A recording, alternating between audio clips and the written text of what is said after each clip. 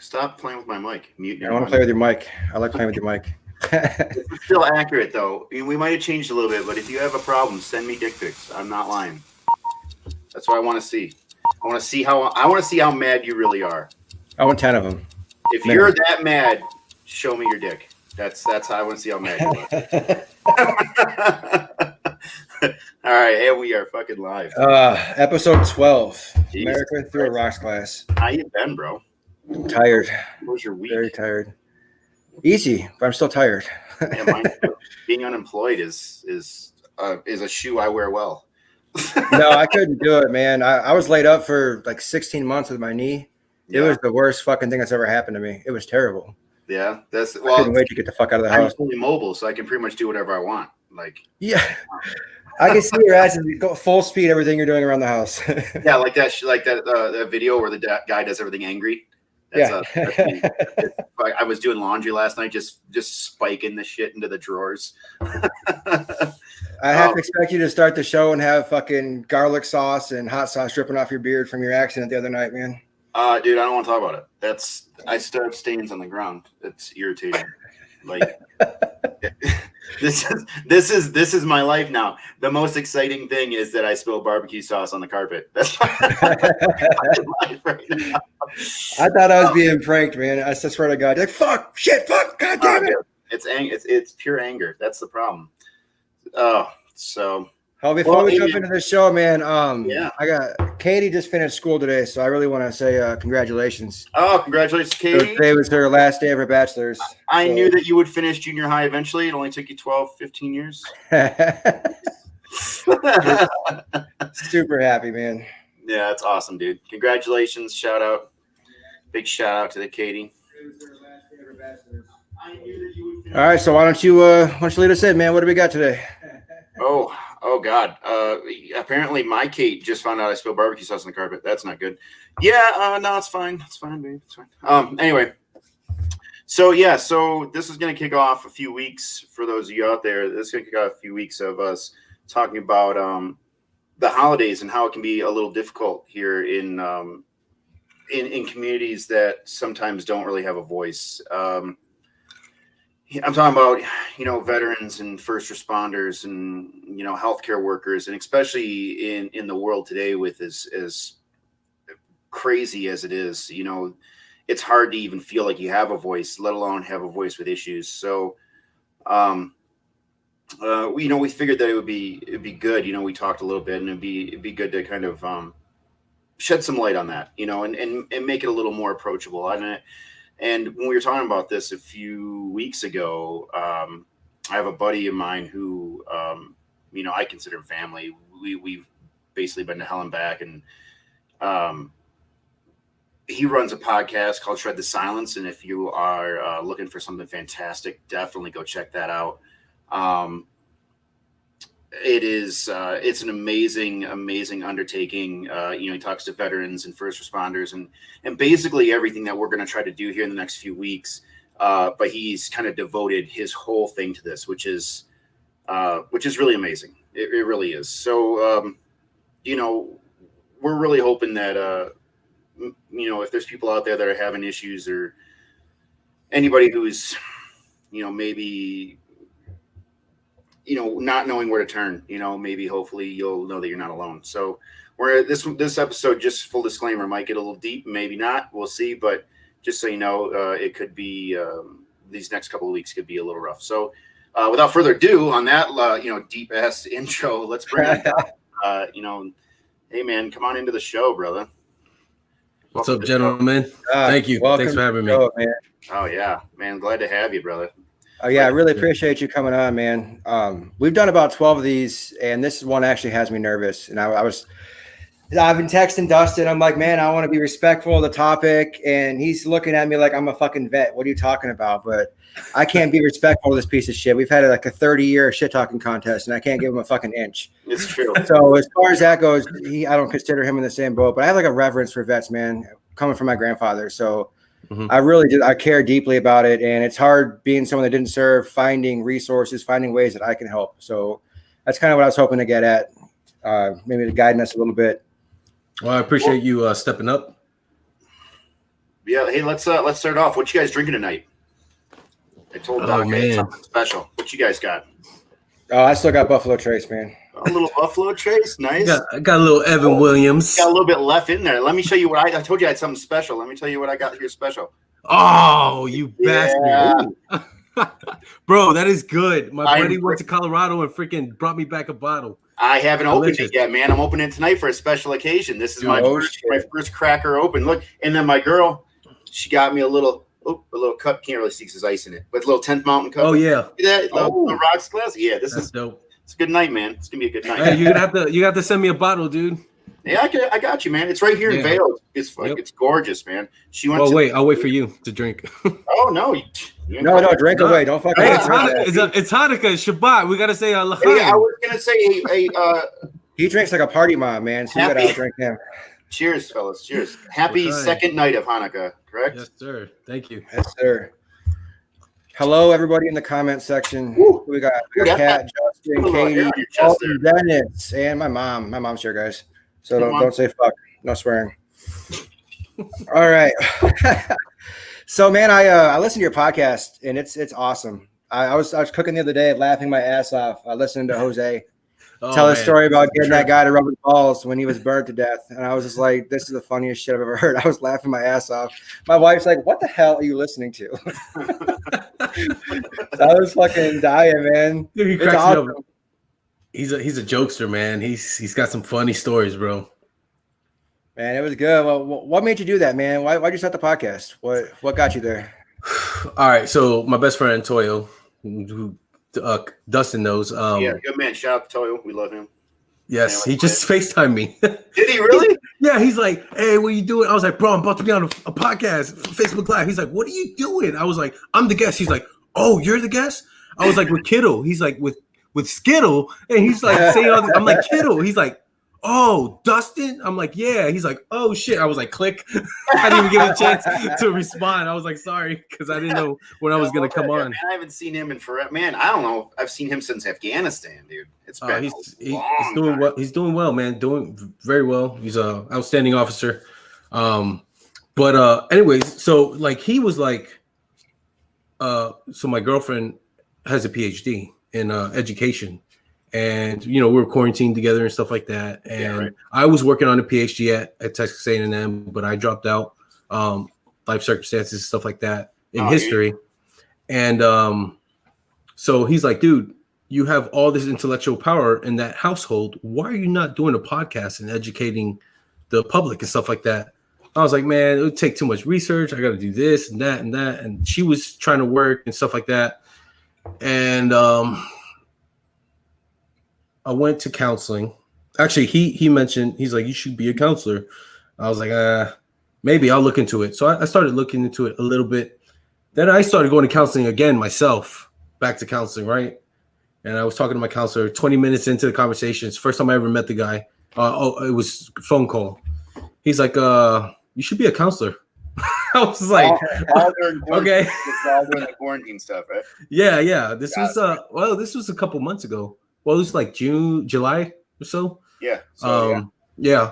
And what do you call it? I looked into the program and it was 60 credits, which is like 5 years. I only have maybe less than a year of my GI Bill left. I got 2 bachelor's degrees, stuff like that.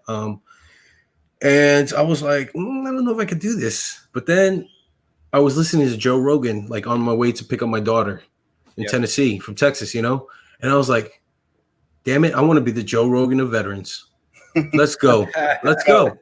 And so I was trying to figure out a name and stuff. I was like, I'll just talk to veterans, I was trying to figure out a name, and I had on my Tundra, I have a Tundra, and it says Shred the Silence about suicide and PTSD, because I used to be part of a truck club, and we joined San Marcos, the Texas State University, the graduate program. Yep. And we did a joint venture with them to raise mental health awareness. And so I put that big ass decal on my window, and it's been on there for the last 6 years. And I was sitting there with my Marine buddy in my truck driving. I was like, man, I don't know what I should name it. He's like, Shred the Silence. I was like, Jesus, bro, you're a genius. Yeah. you know, you've been right there the whole time. But sometimes man, that's how it is. Sometimes yeah, things are just in front of you. You don't even realize it, man. It's awesome. Yeah, man. So I was my purpose, my goal is to give veterans a platform to tell their truths, share their accomplishments, share their failures, let us know what they struggle with, how they overcame things.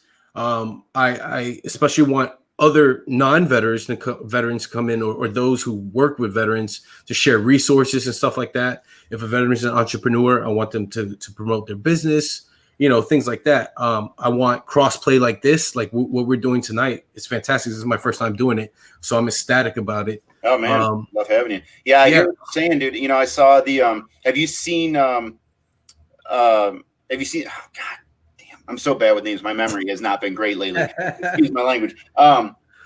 Shaw's. Have you seen Shaw's shoes out and about? No. Oh, man, I'm gonna throw you up on the. He's making some shoes, man. Shaw. Yeah. Richie. Yeah. Dude, those 10-pound shoes are badass. Right? I wish I had the swagger to pull them off. I would just look stupid. Dude, I wish I just had the moolah to freaking buy them, because I just buy them because he only needs like 5 more people to get them into production. I know, and I hit up all my buddies who love shoes too. I'm like, you got to check these out. These are badass. Like, they I'm are all about it. I try to support anyone I can, man. Like, we got to hold each other up. You know what I mean? Yeah. I have like 2 pairs of shoes, man. You what? I have like 2 pairs of shoes. Yeah, these ain't for you. I love you, but these ain't for you, bro. They're barely for me, and they look like Jordans, man. They look like Air Force Ones. They look fresh. I'm not even gonna lie. I wish I could. I got a buddy out on the East Coast that he's a shoe dude, and I might send him a pair. Like, they're sick, man. Yeah. Anyway, I didn't mean to interrupt, but yeah, I'm with you. Like it's amazing when you have these epiphanies and you're like, I should do this.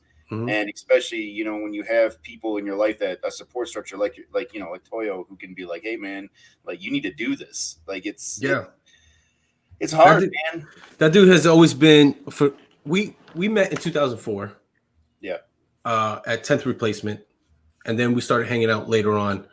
And dude, we have not, I mean, we went a few years, like maybe a year at a time with not talking or whatever, but we always picked up. And then he came to visit me in Texas with his wife. And from then on, bro, all the time. And then he moved here. So I was constantly visiting him. He was constantly visiting me. We talk almost every day, or we FaceTime, or we play freaking Call of Duty together at night, or we just, talk politics or we just, argue or whatever. It doesn't matter. We're doing it together, and that's all that matters, Yeah, absolutely. I'm looking for a picture of these shoes right quick. Yeah, they're dope.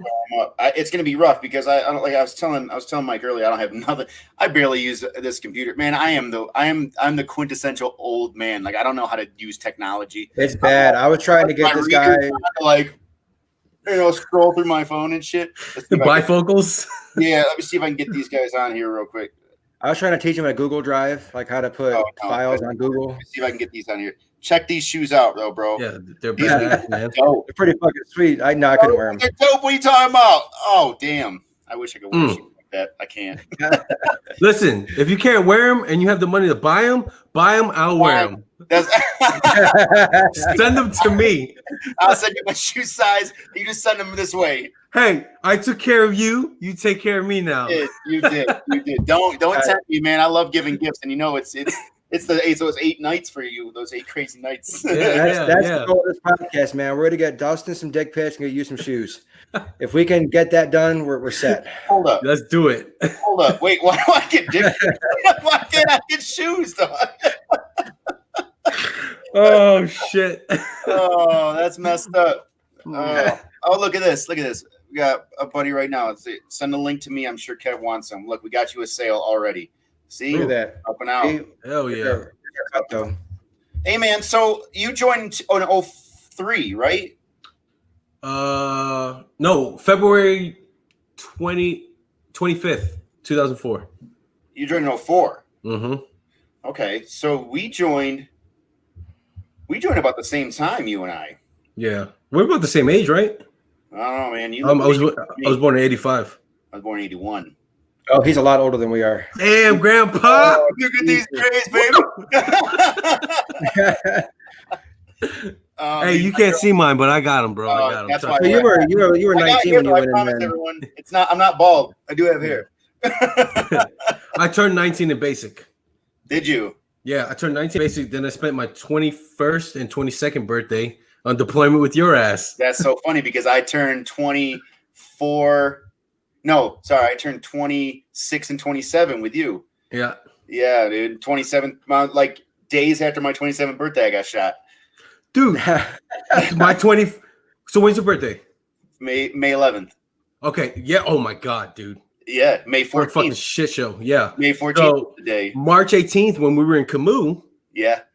that dude got his fucking ear cut off. Yeah. Remember? And we were getting shot at? They burnt the trucks down, cut their ears off. Yeah. Yeah, and they came to you, and you were like, "What the fuck am I gonna do?" He gave me the ear. I was like, here's a letter to Naray. Get your ass to Naray. I guess one of the guys ended up bleeding out and dying. Really? Apparently. That's what I heard. I don't know how true that is, but yeah, the other guy, we wrapped him up or whatever. But yeah, I mean, it was a horrific thing, man. I mean, fucking Taliban, dude, burnt their shit to the ground, cut off their ears as a warning. For those crazy. Of you who know, that's how anyone who helped the Americans, like that's what they basically just, killed and pillaged anyone who would help us. So these guys, all they were doing for us was we were paying them to deliver our mail to us, and we were in a. We were what was the road trip? 6 hours from the Ray? 4 hours? 6? Yeah, like 6 hours, something like that. Yeah, it was a 6 hour trip, and so they had to make that 6 hour trip to us to give our mail, supplies, stuff like that. And the Taliban would come down, ambush them, jack them up, and freaking destroy them.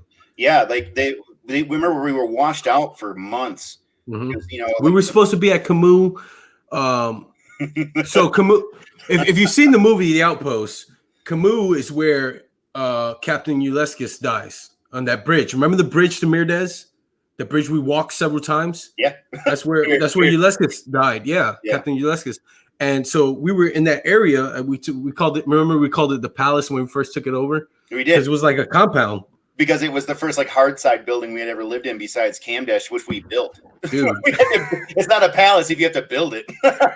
Bro, when we first went to Camp Keating, we lived under the damn Humvee for the first 3 months. I walked through Camp Keating, with Camp Keating, Camdash at the time before it was Camp Keating. I walked through with Charlie.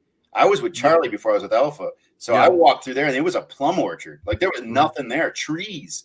Just fucking trees and a little hut, which ended up becoming the talk. That's where the hut was. You guys built Warhite.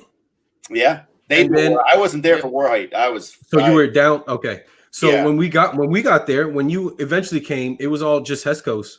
Yeah, there was nothing. And like 1 or 2 buildings and you guys Keating. Built like the walls, built everything. Well, the CBs came. Oh yeah, the CBs. We built the outer walls, but the CBs came and freaking. All we did was fill sandbags and shit, I don't know. I remember guys bitching a lot. That's all I remember. Bro, I had special treatment. I was the doc. Yeah, it's true. They don't want you to stub a toe or something. Doc, don't hurt yourself. Okay, Sergeant. Okay, no, I'm just kidding. So, Dustin, you were infantry, right? I am. Infantry, and then you were a medic, right, Doc? Yes, sir. You guys served together. Mm-hmm. Yeah. That must have been crazy. That was a good time. That was we were part of that Rista bullshit that the Army was trying to pull. They put a bunch of us together, like mortars and Cav scouts and medics and we were supposed to operate in small kill teams around roughly eight people. Yeah. The Rista units were supposed to be if I remember correctly, they were supposed to be a branch off the old LURS units. Yeah, long range surveillance patrol units. And then they turned it to RISTA, which is Recon Surveillance Target Acquisition. So we operated in 8-man teams or so, and we were supposed to be able to maneuver, shoot, move, kill, communicate, maneuver, do the damn thing, get the damn thing done in an 8-man team. And fuck, we did, man. Were you guys? You were in Alpha. Were you guys down in the desert? Right? You guys went south for a while. No, I was with Second Platoon, Charlie. Remember? At first, I was I was Charlie Senior Medic. You were Charlie Senior Medic. And then I fucked up. Remember? So I got MRSA real bad. Remember that? Do you remember digging that thing out of my leg? Mm-hmm. We went through, and then I got like medevac. We rode back down from the Ray. Yeah, in the Ray. Yeah. And I had MRSA real bad, and the captain at the time, whoever the doc was, I can't remember his name, but he had some private put antibiotics as well as blood thinners in my arm, but instead of like 0.001 or something like that, he put like 0.1 in my arm of blood thinners. Mm-hmm. So like the medic at the time, the doctor was like, dude, if you cut yourself shaving, you'll probably bleed out before you waddle back up from the bathrooms or whatever. My arm was like burning. Was the doc white? Yeah, white dude, kind of roundy shaped head. He was Ranger. I think so. That's my boy, Silvestri, man. Yeah, so the private that he had do that about killed me. I don't know who it was. I think I know who it is, and he's a staff sergeant now. Oh. So he's obviously learned his he's learned his trade. It wasn't like it was a rookie mistake. You know, it wasn't like he was doing anything, whatever. No, it was private. It's brand new. I think it was a brand new cherry. Yeah, right. That came to us in country. Yeah, you can handle that IV. Like that's what the thought was. And he killed my arms were. Oh, you could see all my veins and shit up my arms from it burning my. Oh man, I almost died a lot over there. That's a fucking fact, man. Damn, dude. Fucking bullet magnet. Yeah, dude, I got blown up a lot too. But that's shit. But yeah, man, I forgot you were in Charlie with us. Yeah, dude, I was the original Charlie Senior Medic, and then when deployment came around, Sergeant Johnson came and took over, and they shifted me to second platoon. But then I fucked up medically, being a dumbass, and it was a stupid mistake, and it was for fun, and I could have killed a medic had he underlining cardiac. What it was is fucking Martinez. Martinez. Shout out to Martinez. She was shout out Martinez. I still love you. It's cool. She was like, I bet you won't stick this dude with the, I don't want to say his name. I know what it is. I heard with that. Yeah. Everybody heard about it. The whole fucking squadron heard about it, bro. I didn't know it was you though. Yeah, it was me. So she's like, I bet you won't stick this EpiPen in him. I was like, bet. Bam! I shot him, and he was like, "Oh!" And he like, the epinephrine charged him. He was like, "Oh!" And then like they like Sergeant Leclerc found out, and Silvestri found out, and Leclerc was like, or I think Johnson jumped on me. Johnson was like, "What the fuck? What are you doing?" Blah blah blah. And so like Sergeant Leclerc, I just talked to like a week ago. He's fucking awesome. Still love him. He's like, "What the fuck, Cerezo? You're fucking done. You're attached to the A station." And I was like, no, because I fucking left all my infantrymen. Like me and Charlie were like this, Charlie Company and I, we had a fucking respect. Everybody knew me. Me and First Sergeant Moraz were fucking tight as shit.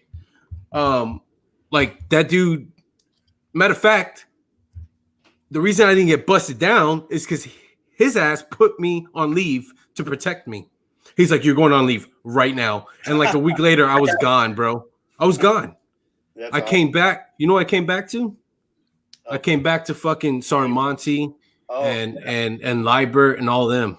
Yeah. So and I came back in time to go do the BDA mission for that whole fucking operation. So Sergeant Monty got a Medal of Honor for that battle. So I was in the States during that. So I came to 371 as a cherry private as well. Mm-hmm. Like I showed up in country.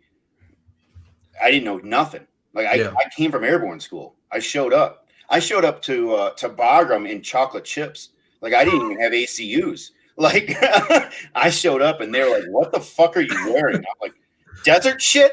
I don't know." Like, I got on a plane 24 hours ago. Like, damn. No, man. And I showed up to Charlie, and those guys are some bad motherfuckers. Like all big praise. And I showed up, and they were like, "Who the fuck are you?" I was like, "Yeah, I'm replacing these guys," and they're like, "Oh, yeah." Mm-hmm. And it was Kiddo was all like, "Hi guys, Oh, dude, what's up? yeah.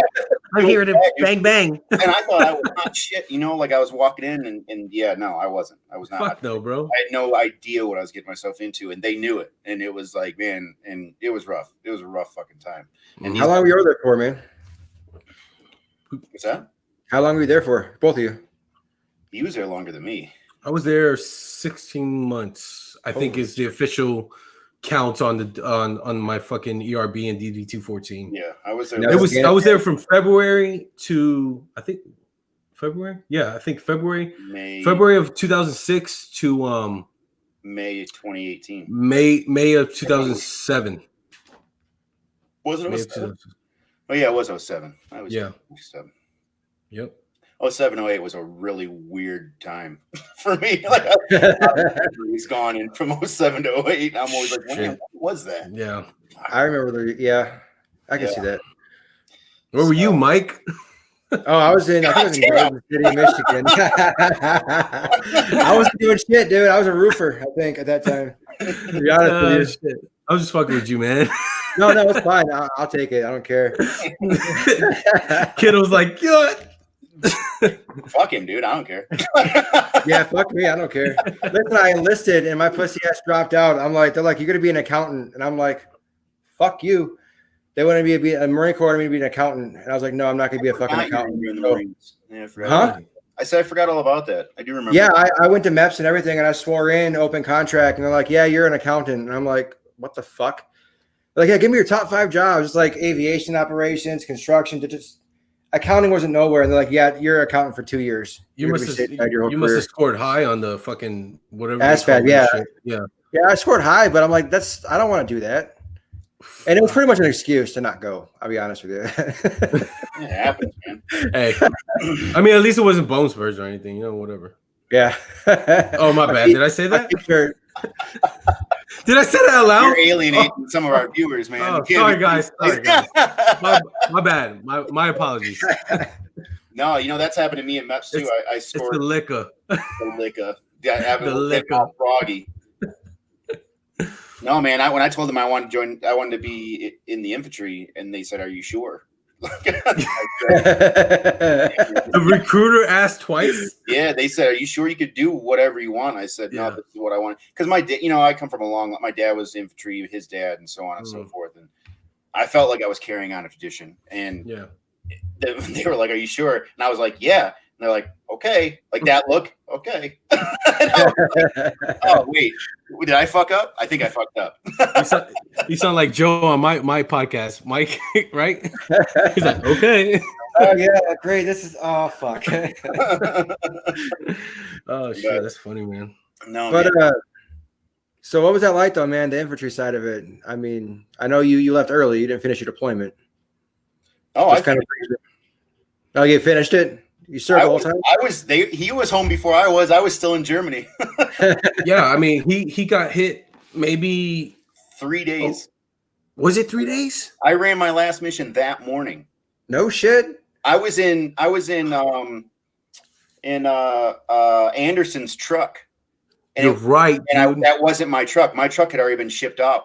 You're right. Anderson's truck because they're like, we need somebody to go right now. And I was like, I'm down because I was always down to run. I was like, we were doing missions. Let me out of this bitch. I'm tired of running the radio and shit. I'll run any mission anytime. Like, I don't care. Like he got hit and we fucking left 3 days later. You're right. Because the I think it was 501st or some shit came in. I thought it was I don't remember who came in. It was 82nd, but then someone told me that it wasn't 82nd. No, it was supposed to be 70. What's the place in Italy? Italy. 73rd. It was supposed to be 73rd, but they were attached from Germany or some shit. I can't remember, man. But I thought 82nd relieved us, and then I thought we relieved them or something. Oh, we relieved them. Okay, and then 4th ID relieved us because they are the ones that were in Camp Keating when it got glassed. No, there was two. There was one unit before the final battle. Okay, I didn't know that. I after thought us that was it. No, that was after us. Yeah, that would make sense. The time frame would be wrong. Yeah, you're right. That would be too Yeah. long of a deployment. So I remember that we had this Moscow, man. We had 7 American casualties hit. We had 15 Afghan National Army soldiers dead. Kittle was one of the soldiers hit. You got to tell that story about the whole fucking treatment thing. Yeah. But real quick though, I'll tell you that the lies and deceit you told me. Yeah. But anyway, I remember they're like, this kid comes up. He's like, I'm the new medic. I was like, oh, yeah? He's like, yeah. I was like, well, I'm fucking Special Cerezo. And you see that body? He's like, yeah. I was like, it was just actually, it was 5 days. I was like, it was just in the river for the last 5 days. Put it in the body bag and bring it in. Oh, bro, wow. The look on his fucking face, bro. He was brand new private. Never seen anything. First no team. That's kind of a big move a little bit, man.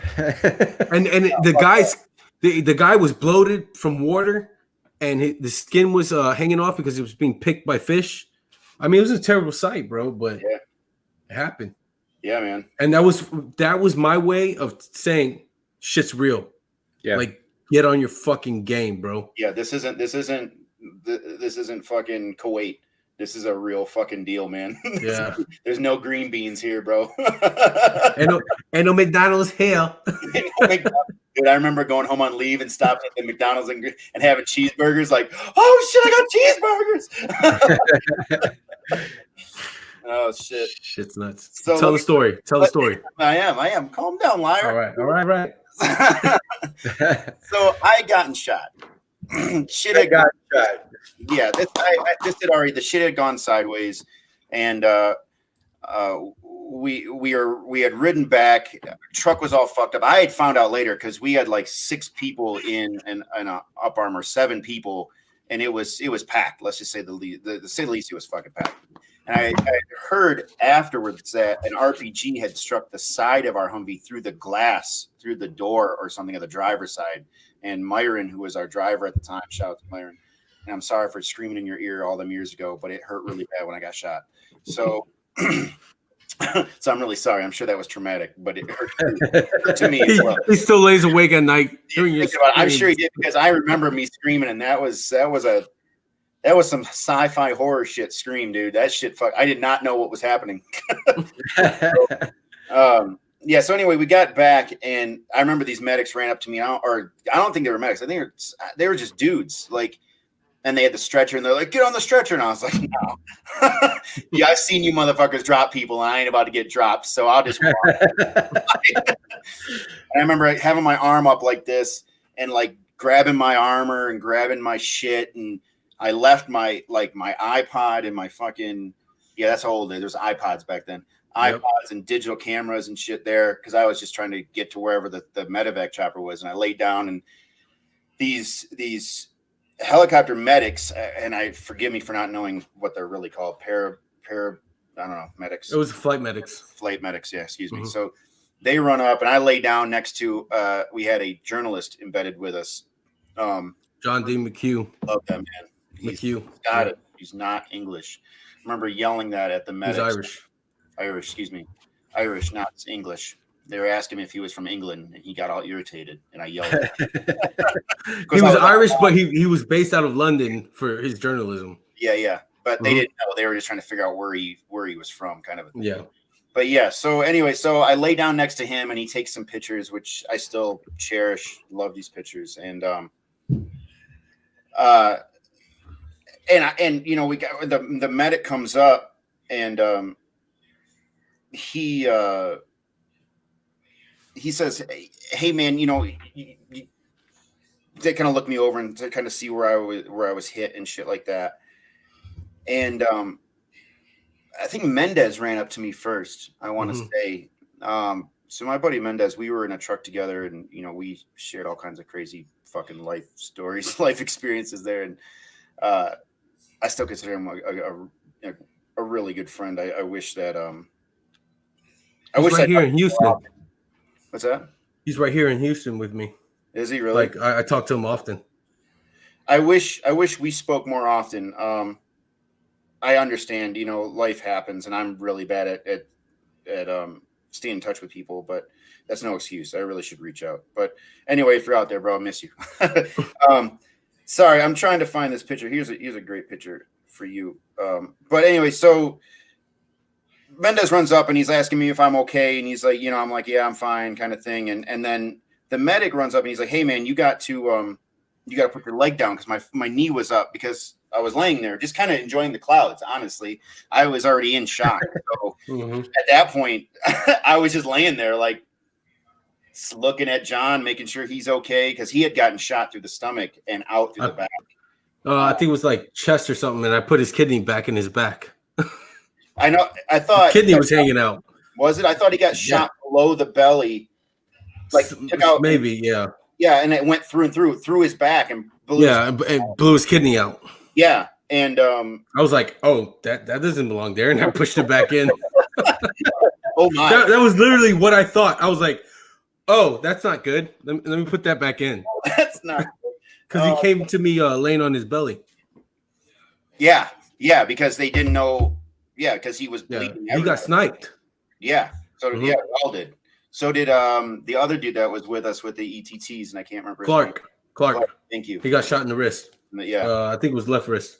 Yep. Yeah. So we had still. And I remember Mendez telling me, "Hey man, we got this guy. Don't worry, we're gonna get him." And I'm like, I don't give a fuck at this point. Like he already shot me. There's nothing I can do. Like I hope you get him, but quite frankly, no one knows where he was shooting us from. Like he was somewhere. So I don't know if you guys ever got him, but as far I wasn't there. I was with you. Yeah, so. Like we all rolled back. Anyway, so yeah, Cerezo didn't let me go. Cerezo is like, no, your ass stays here. I was like, so Cerezo still owes me, and Cerezo, you know what you owe me if you're out there. I just talked to him today. He hit me up. Did you? Okay, well, Cerezo, if you're listening to this, you fucking owe me. You fucking know what you owe me too, motherfucker. When I was going back, he was sitting on my hips because we were so crammed in this Humvee. So he took the gun position and he was sitting on my hip so he could kind of like hunch down and shoot at the same time. And he was like, "Kiddo, you're gonna make it." I'm like, "I'm just thirsty." Like I just want water. He's like, "You're gonna make it. Don't worry. If you make it through this, I'll let you touch my balls." I'm here, motherfucker. Where's my balls? Where them dick pics at? Come on, bro. You owe me. Yeah, and that's how you keep people alive in Afghanistan. You promise dick pics and balls and stuff. Anyway, so anyway, back to the story. So Doc rolls up real fast. He's looking over me. I remember him looking this way, and he's like, "Hey, man, you're all right." And I'm like, "I'm fine, but I know what this motherfucker wants to do. He wants to stick me full of morphine, and I tell him I'm fine. I'm fine. Look at me, I'm fine." He's like, "All right." And then he says something to the flight medic. He says something to the flight medic, and he's like, "Hey, whatever." And I was in and out, kind of looking all over the place. And he's like, "Okay, man, I won't stick you. Just put your leg down. It's fine." And I'm like, "No, fuck that. I don't trust him." And Doc was like, "Just put your leg down.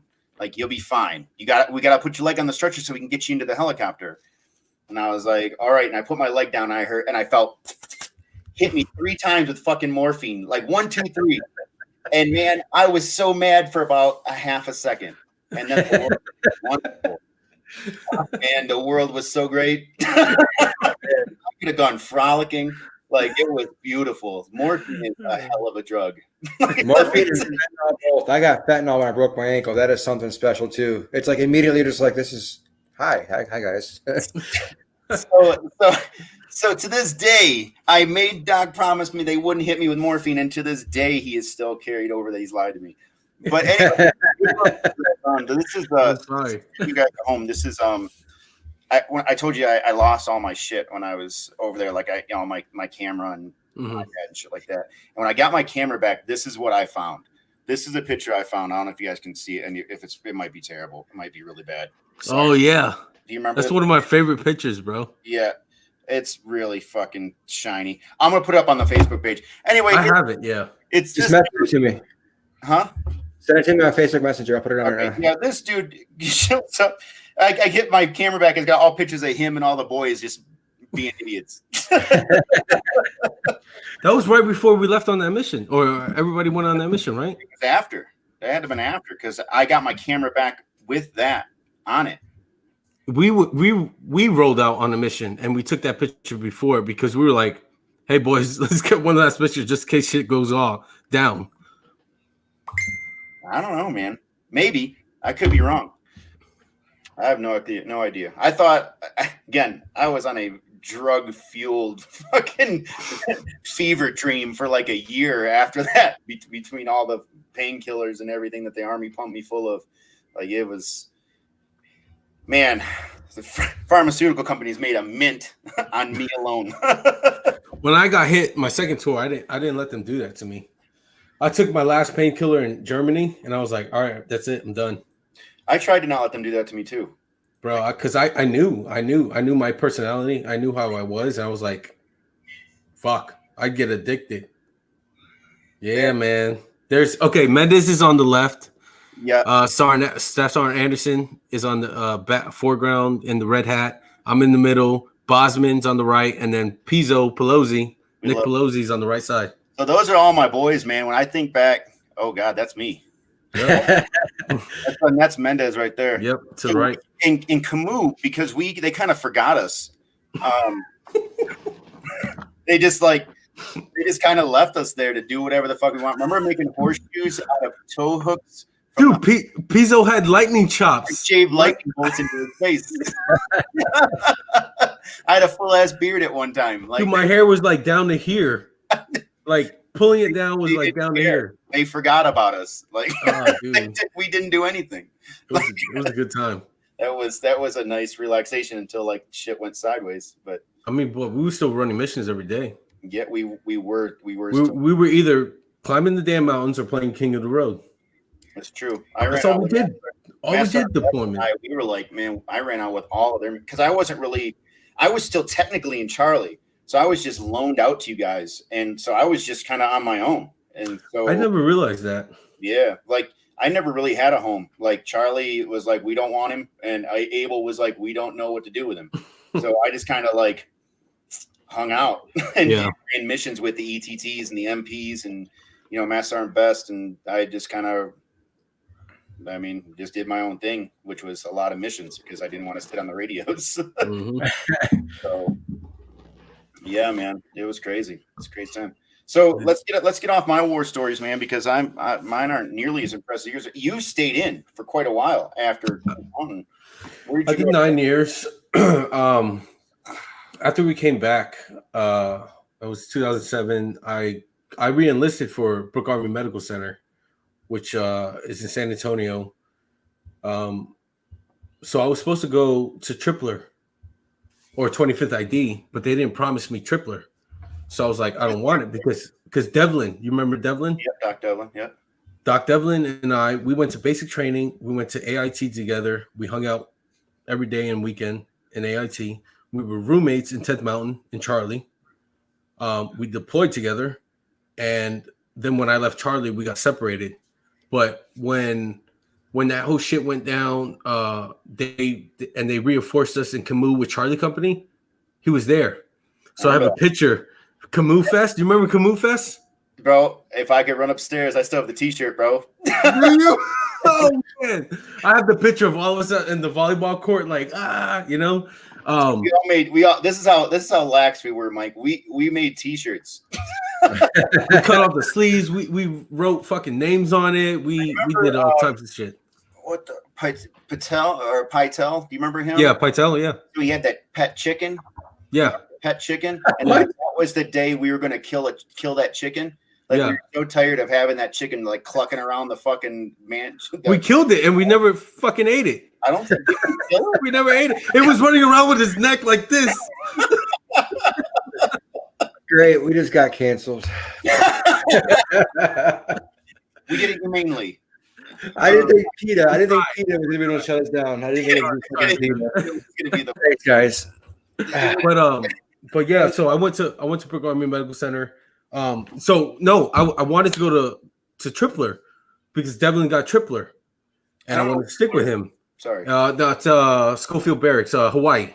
Hawaii, okay. Yeah, so they were like the recruiter was like re-enlistment officer. He's like, I can't guarantee you Tripler, and I'm like, well, can you guarantee me BAMC and a bonus? He's like, let me see what I can do. He called me like 2 days later. He's like, Roger that. I was like, okay, I'll go there. So Devin and I parted ways when we got back and stuff, you know.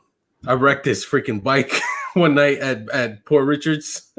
Oh my god! Oh my god, yeah. And I had just got my own. I bought my R6 off of Pizzo's brother, Pelosi's brother. No shit. Yeah. I had the bike forever. I had my R6 stolen. Oh shit. Yeah. Damn. I walked out one morning and there was nothing there but the ignition on the ground. Damn, bro. I sold it because I found out Devlin died on his motorcycle in 2000. Devlin passed. Oh man, yeah. Man. He died, I think it was December 17th of 2008. Yeah. 8. I think it was December 17th, 2008. He was, Devlin was a drinker. Yeah. And he would ride his motorcycle like that. And he was going so fast that the guy went to make a left turn in front of him and he slammed into the Ford Focus and they found him and the passenger or the driver dead in the front seat. That's how he flipped the vehicle. That's how hard he hit. That's how fast he was going. And he had a 1000 Kawasaki Ninja. But so after I heard about his death, I was like, my soon-to-be wife at the time was pregnant with my firstborn son. And I was like, all right, I'm good. I don't need my bike anymore. But yeah. Anyways, I went to BAMC, met she was my girlfriend, and she became my wife of 9 years. We just divorced like 2 years ago. It's a whole new traumatic story I don't want to get into. Whatever. Good times. Tell me about your better now. I'm better now. But yeah, from there we went to Alaska. I got stationed in Alaska. How was 25th ID. It was the bastard, brigade. How was Alaska? Did you like it out there? I enjoyed it because of the people. Yeah. But like the weather fucking sucked. The summer was dope. The summer was awesome. I mean, all you did was play poker, play games, video games, whatever. You became a fish because all you did was drink. But the sun didn't go down during the summer, so you're like partying, and it's like 4:00 in the morning. You're like, hey man, what time is it? You're like 4. I was like, shit, I gotta go to bed. Shit, But I was in a badass unit. Yeah. I was a senior medic for Alpha Troop. It was 1-5 or 5-1 Cav, MSH, Colonel Rao, okay, David Rao. Make shit happen was our motto. We used to scream that shit, bro, and I still live it. Obviously, I still have the sticker, right? Make shit happen. Shout out Colonel Rao, all my boys there. That's where I met Nelfi, who's the first guest on my podcast. Yep. Who's a best friend of mine. And we did the damn thing, man. We went to Afghanistan again. I was the only one that had. I was like one or two of us that had been to Afghanistan before, and I briefed the entire squadron. One day I was all nervous. I was all shaking and fucking like, "Hey guys, this shit's real." And Afghanistan, I was fucking. I was like, you guys need to be fit because if you remember, Kittle, fucking, we lost 20% of our squadron to the terrain. Terrain. Well, yeah, terrain. I remember so many dudes rolling down hills, like just like walking, slip, and then what happened? Done. He slipped, fell. His helmet came off and hit him in the head, gave him a concussion. Mm-hmm. It's like, oh, damn. It happened to Flinter. Happened to Sergeant Brock when he was trying to save Holmes. Sergeant Brock caught some rare bacterial disease. Holmes fucking got fucked up. Who he's now a fucking orthopedic PA. Like he's a badass. Holmes is doing well. Like we lost a bunch of dudes just to the terrain itself. So I was briefing them that, and I was like, shit's real. It's different from Iraq. All you motherfuckers have been in Iraq. It's different. And when we got to Afghanistan, they looked at me and they were like, Doc, damn, you were right. I was like, I told you. I'm always right, motherfucker. So I was in Afghanistan. We were outside of Kandahar. We were in we called it North and South Kakalaki. It was the Karganaks. Yeah, and I was living. It was headquarters, and I think it was I can't even remember. It was first platoon or second platoon. I think it was second platoon. We were living in a police substation, so we had the Afghan National Police with us, and shit like that. And we were running missions, joint missions, and then high speed. the other part, first platoon. Yeah, first platoon was a mile away from us at 8-1. And they were there with, more police and stuff like that. And then third platoon was being hoarded out. They were in like spin ball sack. We called it spin ball deck or some shit like that. We called it spin ball sack. I think they were down there or something like that. Dude, a month and a half into the deployment, it was my first dismounted firefight. Not my first dismounted mission, obviously. My first dismounted firefight. We had been out there 12 hours. It was hot as fuck. It's 115, 117 degrees. My platoon sergeant was like, hey, man, like we had some detainees already. The men were becoming black on water, black on food and stuff like that. We have been out there since 3 a.m. He's like, Doc, call the mission. And I was like, fuck that, bro. Like, we can do this. We're good. So we were clearing orchards. So we were hopping walls. We were clearing orchards. We were finding IEDs. We were waiting for MPs to come and escorted, or the engineers escorted by MPs and shit. So we blew up like 1 or 2 landmines or IEDs. And we were resting. And they were like, all right, let's go. We hop over the wall. I think it was my boy's Holt, not Holt. I can't even remember right now. As soon as he jumped over the wall, he's like, back up, back up, back up. They jumped back over the wall. There was an IED right there. So we were sitting there waiting, and it was like a building, unfinished building. No roof, no doors, but walls. So I was sitting in front of it. My boy Hargret was sitting like towards the middle. It was like a big courtyard thing. We had 2 machine gun nests on the east side and the west side. And we're sitting there. I'm talking to my boy Gorski, and I hear a pts, and I'm like, "What the fuck was that?" Right.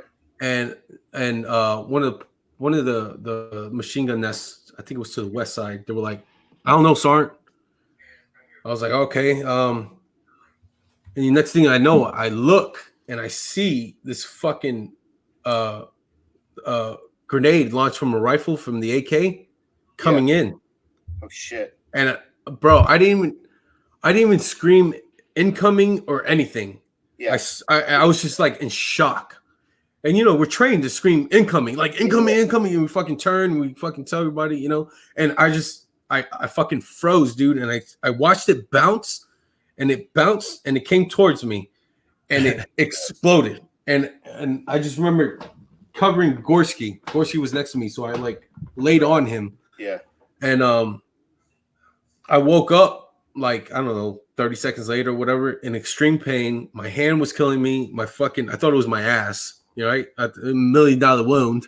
I thought it was my ass. I'm like, oh my God, And then I hear my buddy screaming, like, I hear all the screaming. I'm like, fuck. So I just like get up and I kind of run into the building. And they're like, Doc, Hargret's hit. And I was like, motherfucker, I'm hit. And they lost their shit. They're like, Doc's hit. Ah!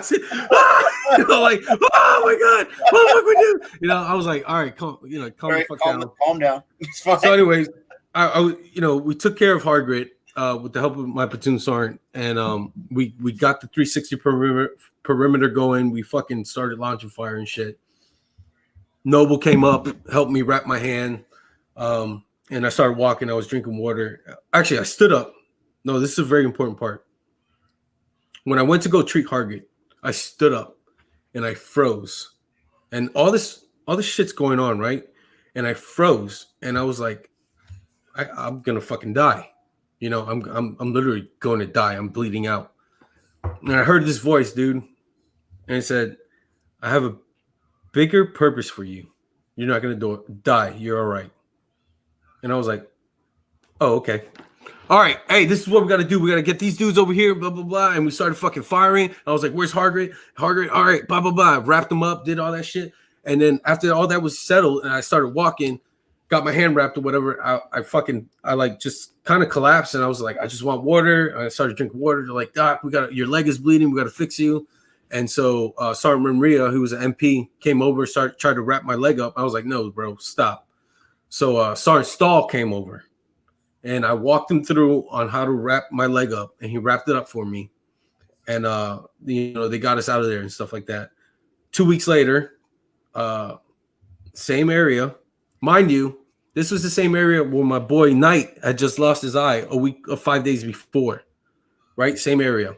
And an Afghan soldier lost both legs. I fucking spent 6 hours picking up his fucking femoral artery and chunks of meat in Afghanistan. 6 hours doing that shit. So 2 weeks later, after I got hit, Stahl gets hit, lost both his fucking legs. And I see him at BAMC. He gets escorted to BAMC, and I see him. And I'm there in the hospital with him. And I'm like, fuck, dude. Like, you wrapped me up. You helped me. Like, what can I do for you? You know what I'm saying? But he was out of it. He didn't understand or anything. But I was there for him, and I'm happy that I was there. Yeah. So, anyways, I get fucking evac. I go to Germany for like 5 days, and I go to the States, and I'm like on the plane to Germany or to the States. I was in Landstuhl for 5 days. Okay. There for 5 days, and I'm like, I'm gonna go to school. So as soon as I landed, I did what I had to do, and that was in June, late June 28th, I think. By August, I was in school.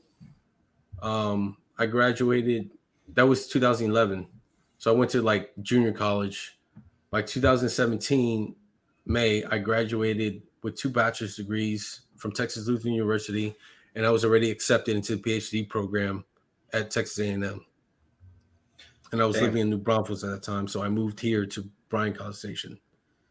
So let me ask you something, man. And now that we're kind of into this pretty deep, and Mike, I don't want you to feel like I'm leaving you out of this. I know. No, dude, I'm watching this shit. I'm like, dude, that guy's way braver than I am.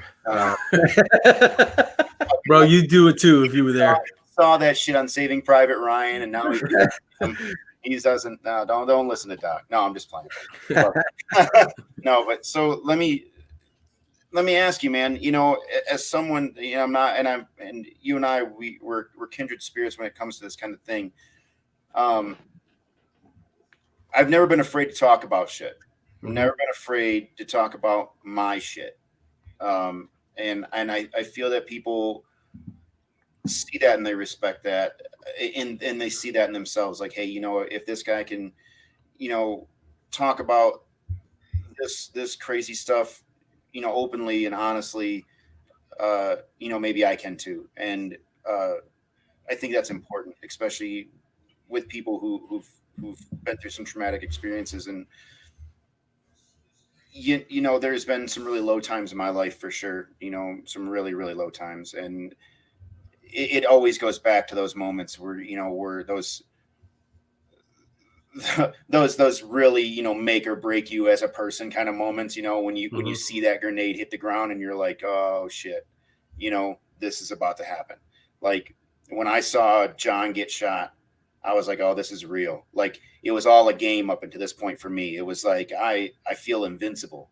Like I had gone through countless firefights and shit like that, been blown up a handful of times, and pretty much unscathed. And if you feel kind of invincible at some point, and when things start getting really real, those are the moments that I think back on. Those kind of horrible moments, horrible in the worst sort of or the best sort of way.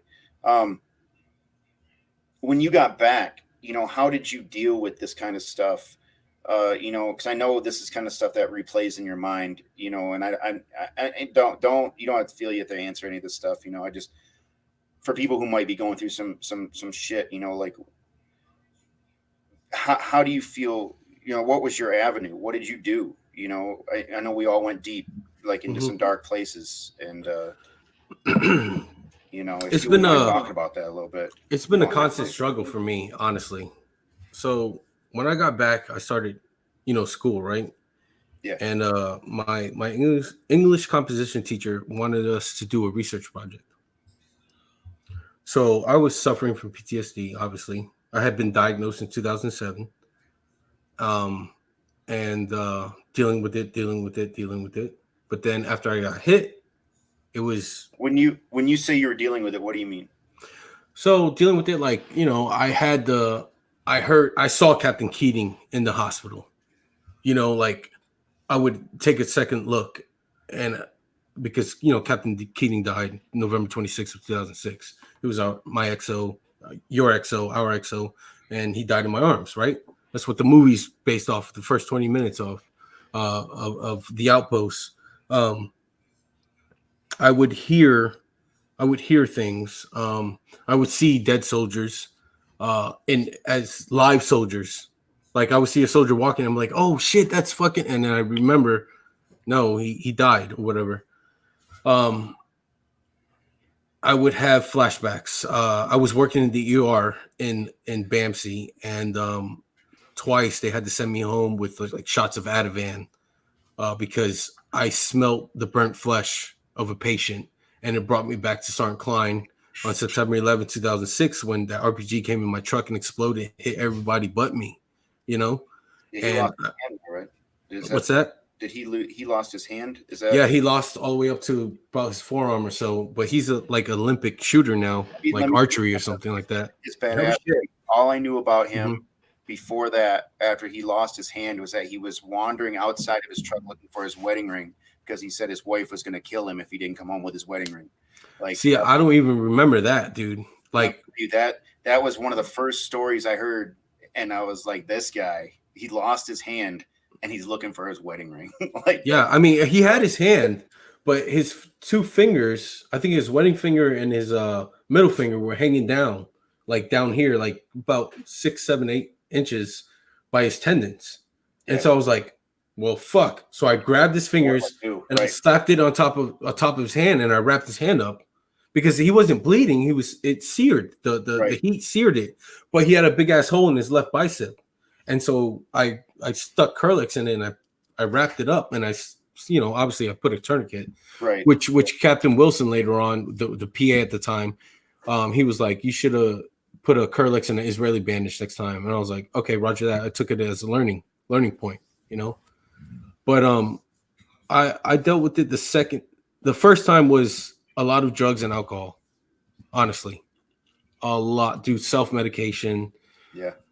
I ended up going into inpatient rehab, spent 28 days there. I learned a lot. I learned a fucking lot. Came out, spent 5 months sober. Then after that, I was able to drink with, no issues. I didn't drink to forget or anything like that, or to numb myself, you know what I mean? And so I was okay, and I had a solid wife. She was a veteran too. She was in the Army with me, so she was, very, very good with me. She was there at my lowest point, in life. So she took care of me, and my dad was always there. And then I kind of did my own thing. And when I went to 25th ID, I was in the shit, so I didn't have that time to think of stuff. You know what I mean? I was always like, all right, this is what we got to do. We got to teach this CLS class, or we got to teach this Ranger First Responder or whatever, blah, blah, blah. We got to train here, blah, blah, blah. So I was good to go. I had some solid group of friends, group of neighbors that we hung out. We were in the same unit and shit like that. So I was good. Now, when I came back the second time, it's a different story because I actually got hit. Yeah. And so I had fear. And but like I said before, I believe that voice I heard was God. And us Jews, we call God Hashem, the name, right? So I felt like Hashem had a purpose for me. So I started digging deeper into Judaism and started praying more and doing things and stuff like that. And I met some other good people that kept me solid. My wife was there. My second son was born. She was pregnant with him when I was in Afghanistan. So that kept me solid, but I was suffering. I would seclude myself in my room and do my homework and, focus on that, not pay attention to my older son. I got a service dog who I didn't finish training. That was in 2011, but she still she's 11 years old now, and she's still a fucking puppy, bro. I was just playing tag with her. It was crazy, dude. I was like out of breath right before I hopped on the call with you because it was hilarious. I was running around the counter and stuff, and she couldn't see me, so she was running around too. And then she would stop and run with reverse, and she'd see me and chase me and stuff. It was pretty freaking funny. But when I came back the second time, things were a little different. But I was able to get through it or whatever. I had some low points. I had a 45 to my head one time, and Team RWB, which is Team Red, White, and Blue, was a big part of why I didn't pull that trigger, and I gave up my gun for a few years, and I became a leader and started being heavily involved in that organization. So if you've never heard of Team Red, White, and Blue, check it out. It's free to join. There's an app. You get a free Nike shirt or whatever brand it is now, but it's about transitioning veterans into the community through social and physical means. And there's daily workouts, there's social events. It's awesome. It's incredible. I'm still a leader now. I'm the athletic director for my local chapter. So I lead workouts and stuff like that. But so I'll shift over. I went to the A&M for PhD school and stuff like that. So I fell out of Team RWB. I was like, there was a couple vets with me or a couple active duty people in the program, but honestly, I felt alone and nobody really understood what I was going through. And the PhD program is no joke. So trying to deal with that and stuff, but it just wasn't working out. Then my problems in the marriage set things off, and I ended up dropping out of the program, and I just started working out hardcore. And that helped me. And the divorce for me was traumatic, and I'm still kind of getting over it. You know what I mean? There's still parts that I'm still get upset about, but I have to force myself to say, hey, that's in the past. Nothing's going to change that. You got to press forward. And for me, a big thing was letting go of my past. And so what you see if you research post-traumatic stress disorder or post-traumatic stress, however you want to say it, is that the guys that have it the worst usually have traumatic childhoods. Interesting. So what you see is a traumatic childhood, and then you have traumatic wartime experience on top of the traumatic childhood. So all my trauma therapy was, it was Captain Keating. It was the massacre where you got hit. It was, all these different events, me getting hit, stuff like that. But I never realized, or I never spoke. I knew it, but I never wanted to tell anybody about the physical abuse I suffered as a child or the sexual abuse I suffered as a child. Never wanted to admit that. Yeah. So for 26 years, I kept that pent up until 2 years ago, I told my dad. And it was a relief for me. I finally let it go. Yeah. And listening to David Goggins, listening to other people, to the rabbis saying, hey, your past does not determine your present nor your future anymore. You have to let that go because that's different. That's in the past. You can't allow it to affect you anymore. So with that mindset, now I'm like, all right, I'm good to go. Yeah. Let me keep working out. Let me keep helping other vets. That's why I joined the Combat Veterans Motorcycle Association, because our motto is vets helping vets. And that's what I do. That's what we do. That's what I'm passionate about. So I started the podcast. To your original question, Mike, is because I love helping vets and I'm passionate. Damn, I'm passionate about our veteran community. Yeah, I mean, I can definitely see that even listening to your podcast, watching this show tonight. Like, I've been staring at my screen like, Jesus Christ, dude. Every time I go to say something, you say something else. I'm like, holy fuck. I'm sorry, bro. This shit. Oh, it's all right. But like, what do you think, man? What do you think is the biggest issue that vets have today? What do you think is the hardest thing they're going through, and what can we do to help them? The biggest issue veterans have today is asking for help. They don't want to ask for help.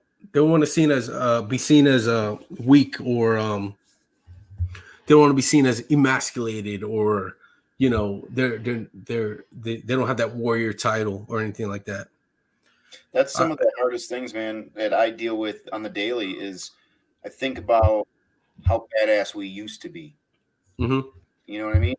Like when I talk to some of these kids and shit like that, and they're like, "Oh yeah, I'm gonna go out and do this thing," and I'm like, "Man, when I was your age, fuck, dude. You know, and I age myself. You know, I'm like that old man, right? I'm like that old grizzled veteran. Right? Yep. Oh man, you kind of are. It's getting bad. It's bad. It's real bad.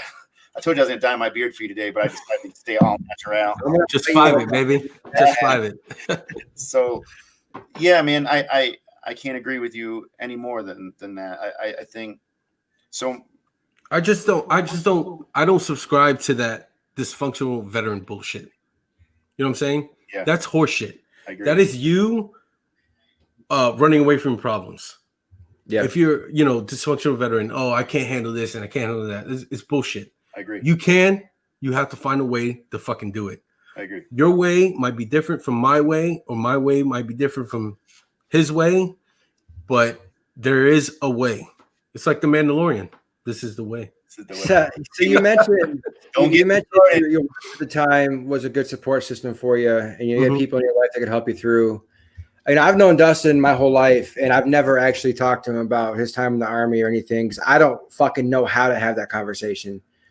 As somebody, in his life, I don't even know how to be that support system or do that. How can people like me help? How can we start that conversation? Like, what can we do?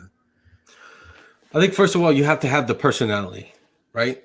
You have to be that type of person. So I'm a sociable being, right? I joined to be as a medic for a reason, because I love helping people. My dad used to take me as a kid to feed the homeless. That's what we did. And my dad had a servant's heart, and he taught me that servant's heart. So I have that servant's heart. So you have to, just be like, hey man, what's going on? How was your day today? What have you been thinking about? Like, what's going on? But they have to have a certain amount of trust in you in order to open that door, because you can't just run in there and fucking kick it open like you're fucking SWAT. You know what I mean? You just can't, because it's gonna fucking backfire and they're gonna shut down. Yeah, you just got to take it easy and just kind of ease into it, and it might take some time, but eventually they build that trust with you. They're gonna say, "Fuck, man, I've been dealing with this, blah blah blah blah blah," and then a week later you'll call them and be like, "Talk to me, Goose." You know what I mean? And they're gonna be like, "Well, fuck, bro," like blah blah blah blah. So you got to build that trust, that the understanding that they have to see that you're not there to fucking judge them, or you're not there to pity them, or to say, "Oh, poor baby, oh, you're okay, you'll be fine," blah blah blah, shit like that. No, I think the most important thing you can say to a veteran is like, "I'm not here for you, I'm here with you, man. I am here." You got to be empathetic, not sympathetic, empathetic. You got to do your best to see or feel what that person is saying. You know what I mean? I told one of my guys the other day, he's like, "Dude, you and this other guy, Evan, my chapter captain, shout out for Team RWB.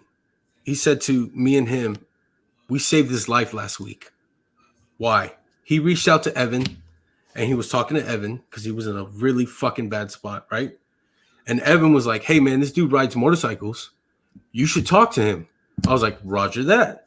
So I started talking to him about the Combat Veterans Motorcycle Association. I started texting him, and I don't know him, whatever. He came over a couple of days ago. Guess what? He spent fucking 4 hours here at my house. Never met him in my life, like face to face. Just spent a week talking to him, checking in on him, just seeing how he's doing. You know what I mean? And we built that relationship right then and there. And now he's a part of the Combat Veterans Motorcycle Association. So now he has a family. He doesn't have anybody here besides his daughter, but now he has us. You know what I mean? It's about building relationships. Being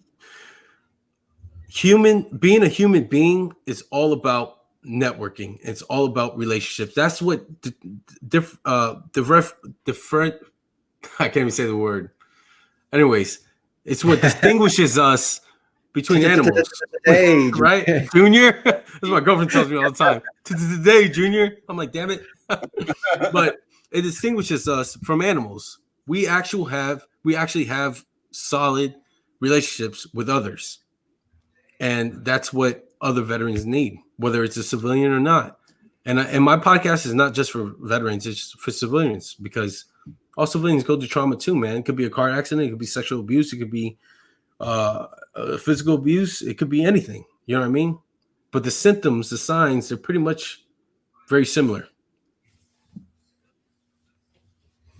Let's see. So Justin Summers here, man. So with most mental health, as with this issue, what do you guys feel is the best way to overcome? Answers like, it's nothing, it's no big deal, I'm fine, or I'll tell you about it later. Yeah, I would say keep that avenue of approach with them open. If it's the first time you ask them and they respond with that, then let it go and be like, hey man, if you ever want to talk, I'm here. I'm here for you. Here's my number. I'm here. The second time they're still kind of offish, just keep pursuing it. Just keep saying, hey, I'm here to listen. You have my ear.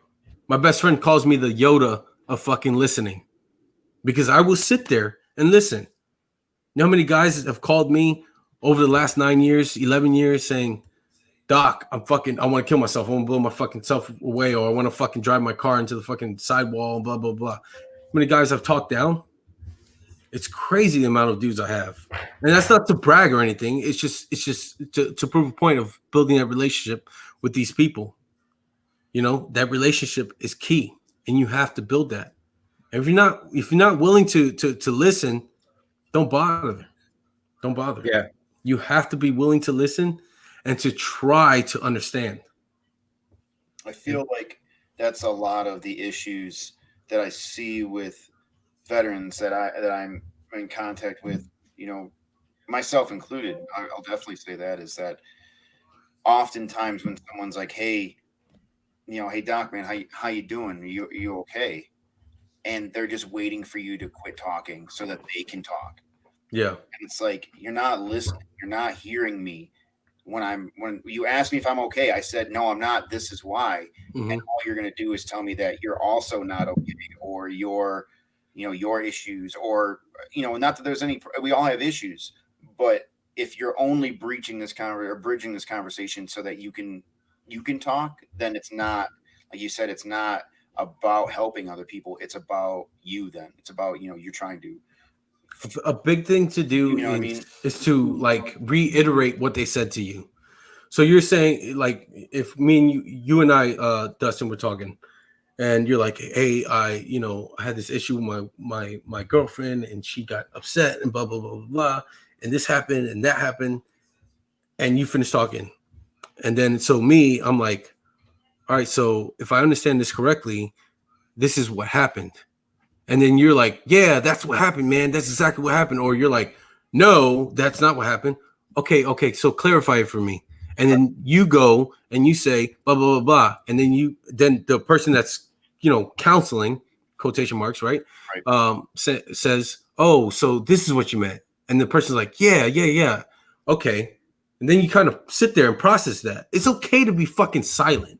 Right. You know what I mean? It's okay to fucking absorb shit. People... there's a study that was done that says that 10 seconds of silence is awkward. It automatically produces awkwardness. No, in my education degree, my instructors taught me, give them 30 seconds. Give them 30 seconds of awkward silence to process shit.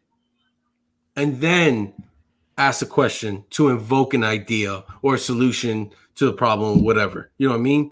So take that time. It's okay to take that time to be fucking silent, man. And process what that person just said to you, because they're going through some shit maybe you've never been through, or you have. And then you can say, okay, this is what I think. Maybe you should try this. And you got to be sincere about it. You can't be a fucking dick about it. You know what I mean? Like, hey, you're a schmuck, bro. Get the fuck out of here. You fucking grab your dick and fucking walk the fuck on. Drink water, take a knee, and keep going. New York alone. I see y'all fucking talking like this and shit. It's only when I drink. I think the reservation side, someone like my side of it is like, how do I compare? How do I talk to Dustin about getting shot in Afghanistan when at the time I think I was roofing? I don't even know if I was doing that. I might have been working at Wendy's when you got shot. You know what I mean? It's like, how do I try to relate or compare or talk about that? You know what I mean? That's the problem right there. It's not a comparison. It's not a comparison between lives or anything like that. It's just showing that you, as a civilian, you you make an effort to understand what we've been through. You know what I mean? It's not like, oh yeah, I got shot at by fucking Crips or Bloods and Latin Kings and shit like that, or I never got shot at, so I don't know what the fuck you're talking about. Blah blah blah. It's about opening that line of communication so that when that fucking dark time does come, instead of fucking pulling the trigger or driving 90 miles per hour into a fucking wall, they're like, hey Mike, I'm fucking dude, I'm in the dumps, bro. Like, fuck, bro, I want to kill myself right now. And you're at that point, you're like, okay, what's going on? Talk to me. I'm here for you. I'm here with you. Talk to me. I got all fucking night, bro. Let's go. Let's talk this shit out. And you absorb that shit and you do what's in your spirit, man. We all have a spirit. No matter you're secular or fucking Christian, Jewish, Buddhist, whatever. We all have a spirit. We all have a sense of what's going on inside of us. We all have an inner voice that tells us, maybe you shouldn't do that. Or maybe you should say this. You know what I mean? You got to listen to that shit.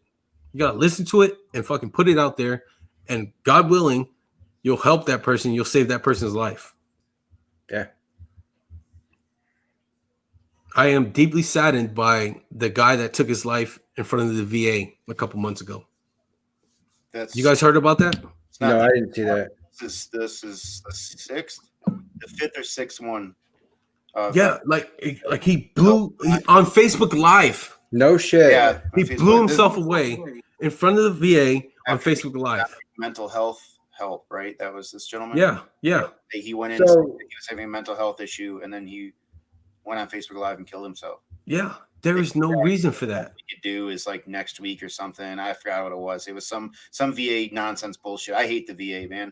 Like, I respect what they're trying to do, but they're just outmatched. Like, the VA, every time I've been there, is some of the most depressing times that I've ever been in, man. It's 1 second. 1 second. Yeah, you're good, man. You have a headache? Yeah, I went to the VA a couple times, man, and it was just senseless. Hey, give me 1 second, boys. My son has a head issue. Yeah, 1 second. Worries, man. Your time, man. We'll talk. Okay. So yeah, man, it's tough to hear these veterans, do the thing that's really difficult for us is to reach out for help. Because I talk with Kate all the time. She's in what I call the new army, and every generation has the new army. She'll be talking to some vet in 5 years and be like, "Oh, you're in the new army." It's always the new fucking army. But they're dealing with a kind of emotional and mental transitionary period right now in the military, where if you're having issues, you need to come forward and say something. And when I was in, if you were having issues, you shut the fuck up and you keep going. Hey, I'm back. All right. Yeah. Sorry. No, you're good. We were just talking a little bit about my girlfriend. She, she's been in the military now for 3 years. She's an officer. Okay. She's, here on Fort Carson. She's a field artillery officer. So she is one of very few women. I said few. She's yelling at me. 4 years. Excuse me. So she's, she's one of the few women that are in this combat role, as an officer. And it's difficult. And you know how it was. Remember with the MPs when we were deployed, women they had to be bad. They had to be bad women, like to be out there with all of us dudes being complete assholes all the time. Mm-hmm. And, I was telling Mike a little bit that the difference between, what I call the new army, which is always whatever's happening right now, like I say that she's in the new army, or we're in 5 years, she'll be telling vets that she'll be telling guys that they're in the new army and she was old army. That's how it always is. Our dad was in the old army. You know what I mean? It's like, yeah. But the difference is that when we were in, we were kind of told to suck it up. And, if you got a problem, man, that's not my problem. It's your problem, and make it go away. We got shit to do. Even at home, not just, overseas, but at home too. You didn't have mental health problems. You didn't have issues, period. Do your job. And now they're in this transitionary period where having mental and emotional issues is still on that cusp of maybe being a little taboo, but the higher ups are understanding that this is a real issue, and that, people are going missing. People are committing suicide. People are they're having real issues here on Fort Carson. We've had a handful of suicides this year. It's not something that I never remember hearing about a suicide when I was in, ever. And now it's becoming a serious issue, and I think I commend them for taking the steps that they are taking. Do you think that the leadership, while you're still in, the people you're working under, do you think they have an impact on how it is when you get out? As far as they can recognize, they can see the signs, or they can be there to help you and see what's going on with you before you start to transition back to normal life? Do you think that, you mentioned the new army. Do you think that that's what that means, bringing in new leadership, new people that can recognize this stuff? I think that what it is, it's guys like us who are now in senior leadership positions, like Toyo. He's in a senior leadership position now where he can mold young minds and be like, hey man, when I was in, shit was fucked up. I don't want shit to be fucked up like this anymore. So I'm going to take steps to show you that I care about what you're dealing with, not just with your TA-50, but also with, your wife or your husband or your children or your drinking issues or you popped hot for cocaine, bro. What the fuck? Like, this is a serious issue. Let's deal with this. This isn't just, boys will be boys or girls will be girls. It's not like that anymore. And I think that, we are kind of into that, millennial generation where we realize that mental health is a real issue. And, transitioning into civilian life, but for guys who stayed in, I think it's becoming a global or a countrywide picture, if not global picture, but I can only speak for what I know. It is our military has become a little more open with the idea that mental health issues are an issue, not just something to be shunned about. Like Doc was saying, it was like toxic masculinity. I know that's a hot button word. It's like hyper masculinity. Oh shit, a balloon popped. So now I gotta go and grab my gun and run around the house and pretend like I'm clearing the house and shit. You saw the Matt Best video? Yeah. Bro, that's my favorite video. I would say I'm the dude on the fucking couch screaming like a baby. Yeah. So that kind of shit, maybe it happens. I can't speak for all veterans, but that's some shit you got to work through. That's not acceptable behavior, is what I'm trying to say. Yeah. Is balloon pops, you shouldn't reach for your pistol and try to figure out who to shoot.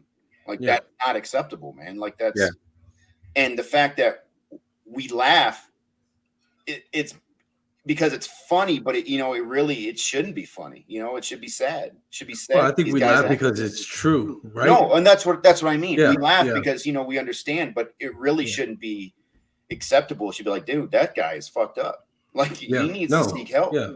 Like those signs that say, please be respectful. There's a combat veteran that lives here. Don't shoot off fireworks.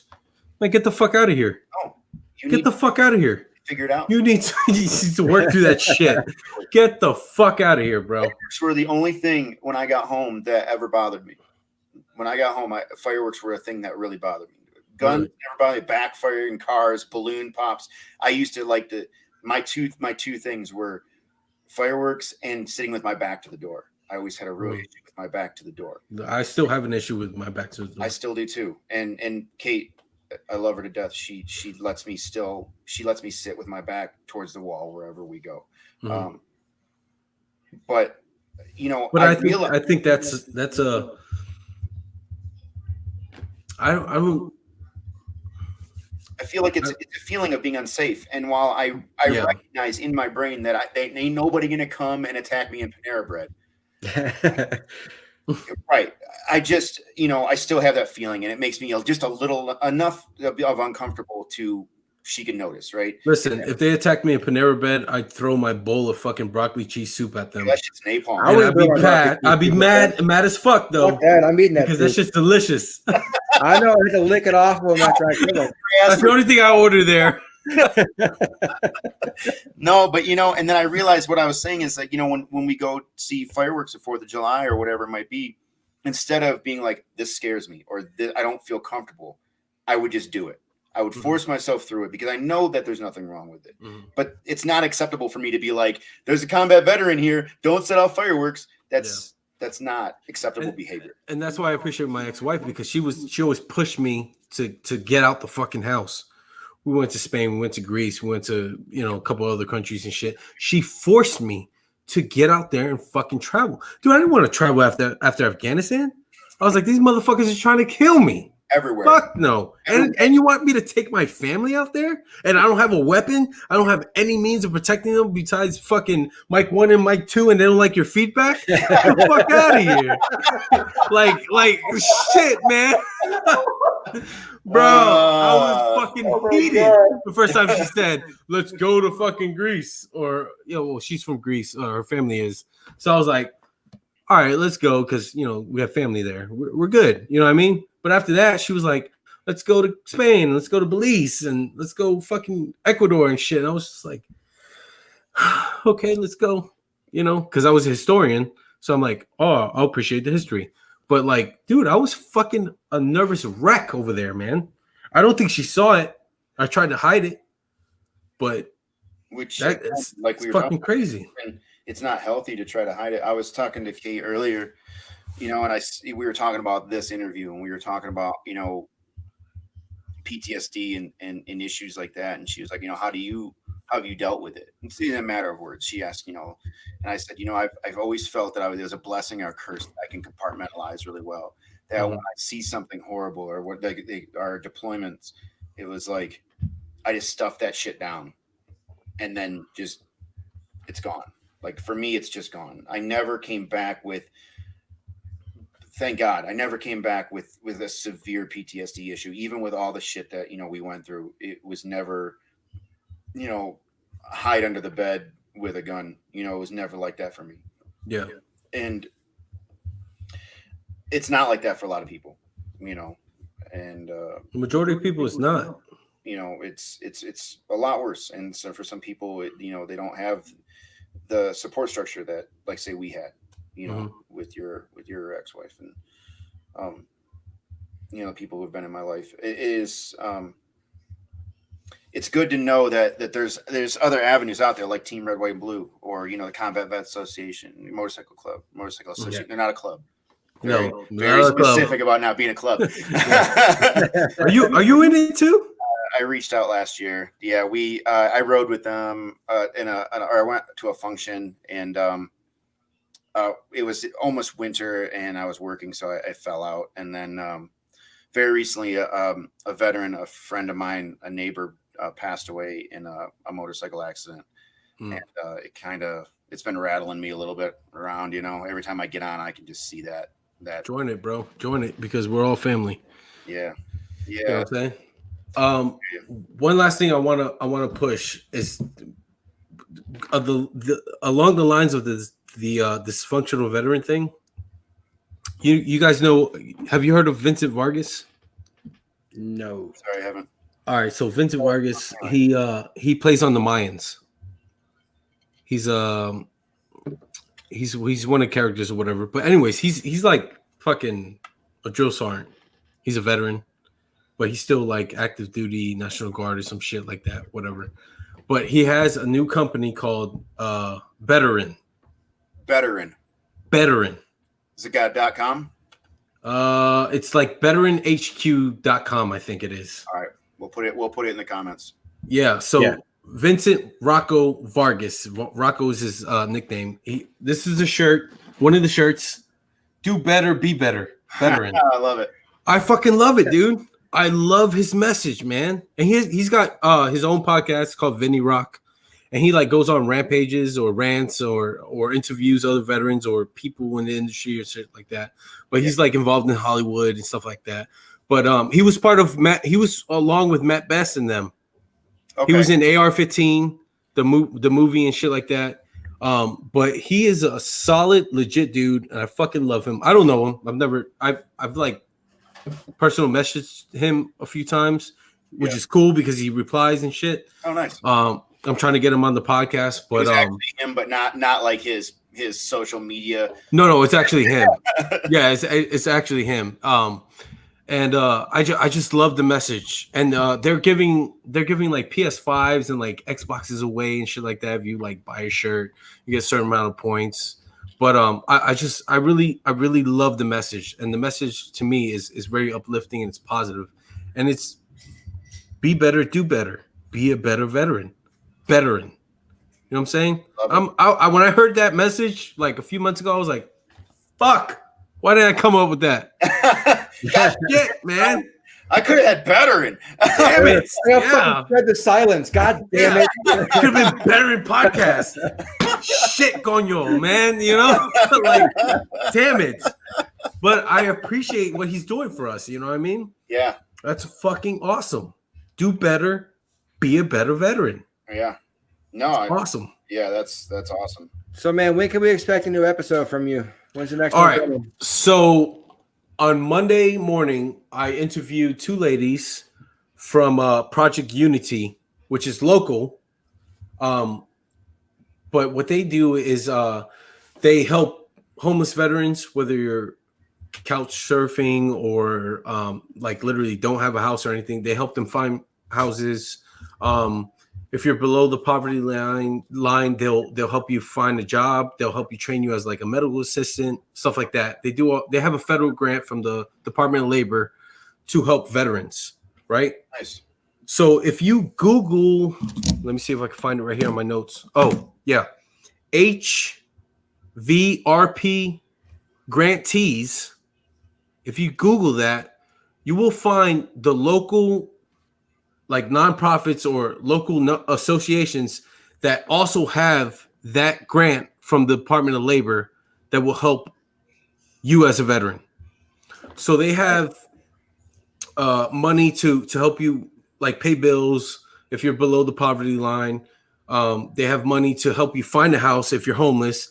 They have money to help you get educated, to find a trade, I should say, and a job. They have money to help you find employment if you have a job but you're out of a job. They have if you're a civilian and you're below like poverty line, they have plenty of money to help you find childcare, find jobs, stuff like that. So it's an awesome program. It's an awesome federal grant that the Department of Labor has gifted many 501c organizations for. So if you Google HVRP grantees, that's GRANTEES. Just Google that and you'll see where, because it's nationwide, you can see where that program is set up and you can get the help you need. And you guys can pass this out to your other veterans, friends that you know that are in need, or other veterans organizations. But yeah, so I did about half an hour, maybe 45 minutes with them. Two ladies, Gina and Amber. Sweet ladies. They work here locally in Bryan College Station. And so I was gonna put it out like Tuesday, but like you just saw, my son has head issues. He has a Kamari malformation type 1, which means like his skull is like too small to cover his like his brainstem, and it kind of like shoots into his cervical area. So it causes like a lot of headaches. Okay. And so I had to pull him home twice this week out of school because he had headaches. Wow. But thankfully he has a appointment Monday morning or Monday afternoon with the neurological surgeon to see what we can do with it. Yeah, that's why I had to leave earlier. He looked at me, dude, and I saw it in his eyes. Like, I was like, yeah, I'm like in the middle of a freaking, and he's, he knows I'm live, but he's like, I have a headache, and I was like, oh shit, okay, I gotta go, guys. No, you're good. Like, sent him with some Motrin, and I was like, drink water. It's the medic way. I definitely don't. Yeah, Motrin and water, right? Yeah, no, but it really works for him. So that was a devil. I back to Devlin, that was a big thing. He would line us all up in Charlie, and he would drop Motrin and Flexerol in our mouths as we'd lay there, and as we're walking. Oh, bless his heart, man. But hey, let go back. So tell us a little bit. We're gonna run you through your credits real quick. So tell us a little bit about Shred the Silence for those people who don't know, so we can get you some, a little bit of shout out here. Yeah. So what is it about? Like, just give us the quick run of the cliff notes, if you will. And we'll throw all these links in the comments, guys. We'll be there tonight. Everything. Yeah, we're gonna try to do what we can, man. Yeah. So Shred the Silence is a podcast for veterans and civilians. It's all about post-traumatic stress disorder. It's about veterans' accomplishments, their struggles, their fears, the things they deal with, and it's about putting resources out there for veterans, but also it's allowing civilians to see that, hey, us as veterans go through the same shit. And just because you're not a veteran doesn't mean we're not going through the same shit. We're all in this together, Exactly. Mental health is a big fucking deal in our country today. You know what? And it's okay for you to ask for help. It's not a machismo thing. It's not, society says today, oh, you ask for help, you're a fucking bitch, bro. You're a bitch. Yeah, no, it's not true. It's not true. No, you ask for help, it's okay. Feeling that is definitely a bitch. Yeah. Like people are like, oh, that's true too. No, but people are like, stop, suck it up. You don't have to suck it up. Yeah. You suck it up to a certain point where you can't get through it, and then you're like, hey, fuck, I need help, puto. Yeah. You know what I'm saying? Then you get that help. You ask for help. You stop. You fucking say, hey, shit, man, this quarantine's got me fucked up. I haven't seen my family in fucking 8 months, and I'm fucking alone by myself, and I don't know what to do myself. I'm fucking watching Netflix, and I'm fucking done, and I've seen everything, and I can't handle it. All right, bro, let's talk. All right, running's fucking free. You can go out there and run without fucking being next to anybody. No, I can't. Just walk, run, walk your fucking dog. Get off the couch. Stop eating the fucking chips. Let's do something. You know what I mean? Yeah. Do better, be better. My dad taught me this, man. And my dad's an Orthodox Jew. Like straight up, big ass beard, fucking everything, right? Does he get the curl? He doesn't have the POs. That's called POs. He doesn't. My brother, however, is in Israel in yeshiva learning. I'm hoping he becomes a rabbi. He's a good kid. But he's younger than me. I'm the oldest. Jewish just now. Kid. He's a good kid. Hey, yeah. He's a good kid. But it's shit. I lost my train of thought. I touched something about mental health. Oh, my dad. Be better tomorrow than you were yesterday. Yeah. Or be better today than you were yesterday. Yeah. Just do a little more. That's what Judaism teaches. Just do a little more than you did yesterday, and you'll be okay. Judaism is all about doing, right? And it's as Master Yoda said, do or do not. There is no try. Yeah, I hear you. It's all about doing, man. You can say, hey, man, I'm going to try this workout, or I'm going to try to do this, and I'm going to try to do that. And ain't shit going to happen, man. Sure. Nothing's going to happen unless you fucking try, or you do it. Yeah. So something that's not as local. Tell me about Team Red, White, and Blue real quick. All right, so Team Red, White, and Blue is a fucking awesome organization. Yeah. Like I said before, I had a 45 to my head. I was going to pull the fucking trigger. My wife and my kids were at my neighbor's house, who was a 30-year MP, Puerto Rican cat from same hometown. My family's from Puerto Rico. Jalco, Puerto Rico, very small town, coffee town. And I was sitting there by myself doing schoolwork, and I was like, man, fuck this. And I grabbed my gun. It's a 45. Grabbed it, fucking put it to my head, and all I saw was the eagle. Here's the eagle right there. I saw that symbol, right? Yep. And I put the weapon down, unloaded it, uncocked it, whatever. Put it in the case. I put on my Team RWB eagle shirt. Put on my shorts, laced up my running shoes. I took my weapon to my neighbor and said, I can't have this right now. And he was like, okay. I was like, I gotta go. and I ran 8 miles. I ran 4 miles out, ran 4 miles back in, came back, threw on my CrossFit shoes, hopped in my truck, went to my CrossFit gym. And the owner, who was a coach at the time, there was 2 owners, but one of them was a coach. I walked in, and he looked at me, dude. He didn't say a fucking thing. He just put his hand on my shoulder and said, "Hey, man, squats fix everything. Let's squat." Dude, I didn't say a fucking thing to this dude. And he was a ranger. You just knew. He knew. He knew. So I squatted my fucking ass off. I did that workout, and it saved my life. Yeah. Saved my life that night, bro. You know, and so I will always respect Team RWB. I love this eagle so much that I got it fucking tattooed on my left calf. You know, I like all your tattoos. I didn't know you were full sleeved on your left arm there. Oh yeah, I'm still working on it. I got to finish this half. Yeah, I'm working on mine too. I got some gaps. I'm a baby anchor, man. Good stuff. A bit here and there. I got nothing, man. I got the flag. Yeah. That's what I got, and I got sacrifice. That's nice. But Team RWB is for civilians and veterans. Yeah. And first responders, like our firemen, our paramedics, our police. You know, it's an organization for both. It's free to join.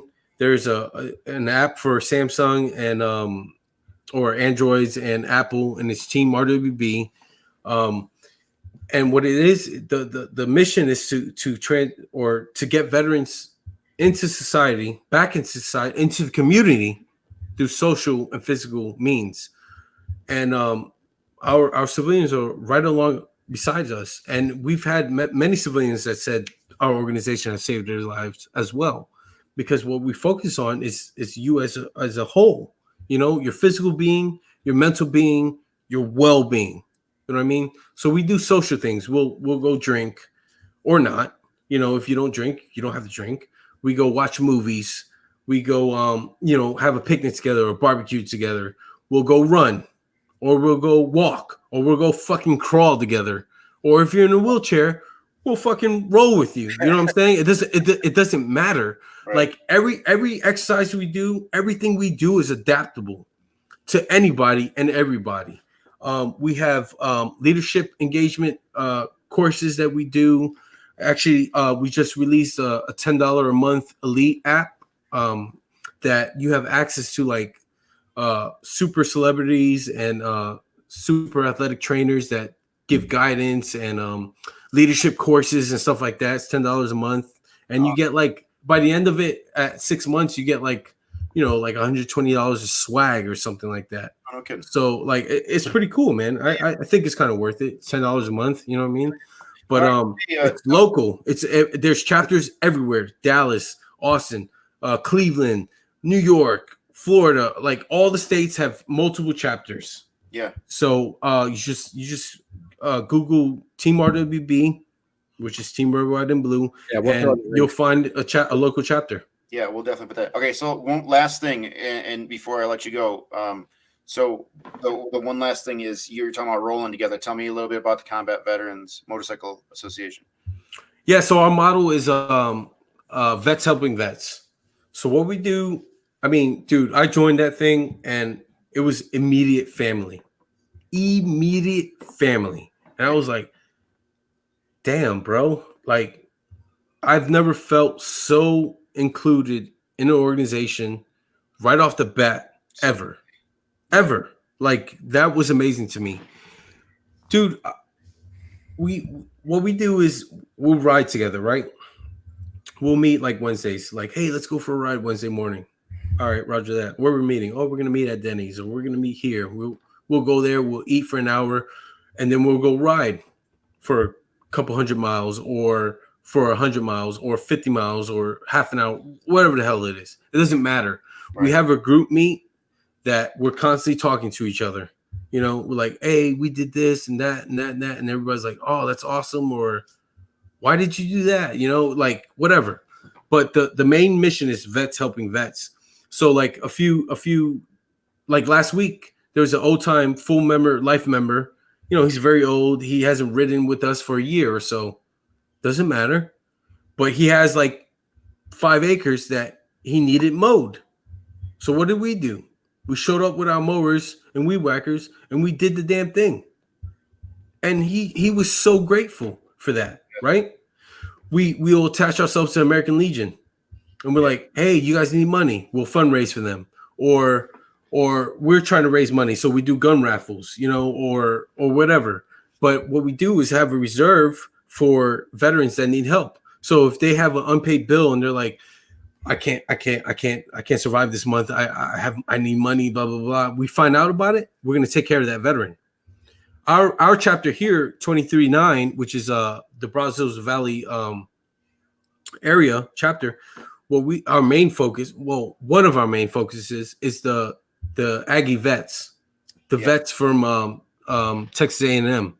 So they have a vet center, and what we do is provide all the snacks for them, all the coffee and stuff like that.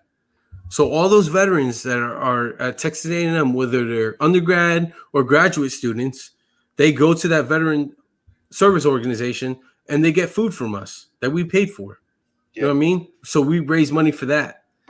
And it's fucking awesome, bro. I went to the state meeting in Brownsville in October. Dude, I was blown away by the community of those people. All chapters from Texas came.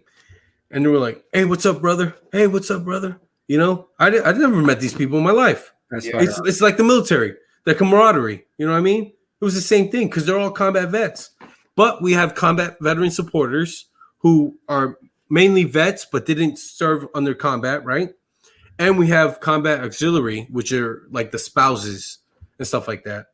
And we all serve as officers or as, in leadership and stuff like that. I started off as chaplain, which I loved because, me, I'm doc, right? Right. But now I just got appointed as a public representative officer. So now I'm doing like the PRO stuff, So your ugly mug is in charge of PR then, huh? Yeah, I'm trying to get a hand of it, So, hey, man, thanks for coming on, dude. It was fucking awesome. Yeah, I knew this was going to run long, and we definitely appreciate you staying on. Yeah, we're way past. I got one more question, man. If for both of you, really, if you could be an X-Man, which one is it and why? Oh shit! We always have these kind of. Mike always hits us with these crazy questions at the end. Dude, does it have to be for nefarious? Can I have it for nefarious reasons? Whatever you want. An X-Man character, villain, fucking hero, whatever it is, man. Which one's it gonna be? Oh, dude, Professor X all day, bro. Not the wheelchair, because that is banging wheelchair. But I would love to make you stand up and just like parade around the house half naked. You know what I mean? Like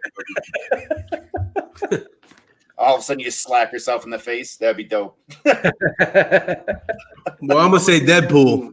Oh, that's not Deadpool. That's not fair. Hey, you already look like Ryan Reynolds. You just have every fucking power. He was an X-Men for a while, man. X-Men for a while. I'll give you Deadpool from the Wolverine movie. The guy that's Weapon X, rock arms. That was terrible. That's the fucking Deadpool you get, man. Oh. All right, if not Deadpool, then I would say Mystique, because she's fun as hell. Yeah, things Professor X would make you do. That his wife says Mystique. Oh, nice. Hey, hey, man, let me raise a glass if you got one handy. Yes, sir. Mine's empty, but we're good. Make it. Fill it up. Hold on, I don't have any more. What? What? Guy. Who are you? Sip. Let's do it. Right, that's where sip it. Hey, man. So, Doc, thanks for coming on, man. To those of us brothers who can't be here today, definitely, and those who are going through some struggles, cheers. Roger that. L'chaim. We always got their back. L'chaim. All right, guys, we're gonna get the fuck out of here. Come back and watch us next week. Doc, thanks, man. I really appreciate you coming on, dude. Yeah, I appreciate you both. Thank you so much. Man. Stick around after we're done, brother. Mm-hmm. Hit that share button, boys and girls. Yeah, and girls. Binary And cis and every fucking else.